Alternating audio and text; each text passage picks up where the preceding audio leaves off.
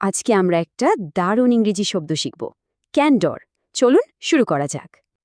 কখনো এমন হয়েছে যে বন্ধুকে সত্যিটা বলতে গিয়েও বলা হয়নি কারণ সে হয়তো কষ্ট পাবে? চলুন রহিম আর করিমের একটা ছোট্ট গল্প দিয়ে ক্যান্ডার শব্দটা বুঝে নিই। করিম খুব শখ করে একটা ছবি এঁকেছে আর সেটা দেখাচ্ছে তার বন্ধু রহিমকে। কিন্তু ছবিটা দেখে রহিমের মনে হলো কাজটা ঠিক জমেনি। এখন সে কি বলবে? ও কি করা উচিত? শুধু ভদ্রতার জন্য ভালো বলবে নাকি সত্যিটা বলে দেবে? রহিম ঠিক করল সে ক্যান্ডর ব্যবহার করবে, মানে সততার সাথে কথা বলবে। দেখুন, রহিম সত্যিটা বলল, কিন্তু বন্ধুর চেষ্টার প্রশংসাও করল। এটাই হলো ক্যান্ডার।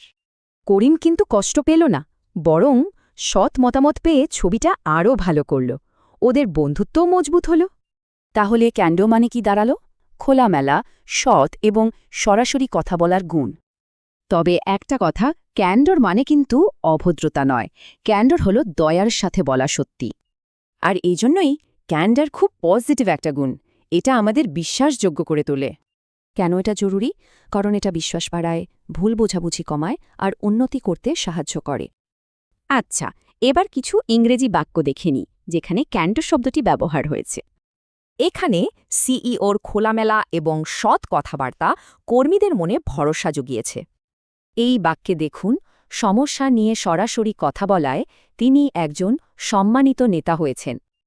আর এখানে ইন্টারভিউতে তার সততা প্রমাণ করেছে যে সে কাজটার ব্যাপারে সত্যিই আগ্রহী। তাহলে ক্যান্ডর ব্যবহারে ফর্মুলাটা কি? সহজ, সৎ থাকুন, সরাসরি বলুন আর দয়া দেখাতে ভুলবেন না।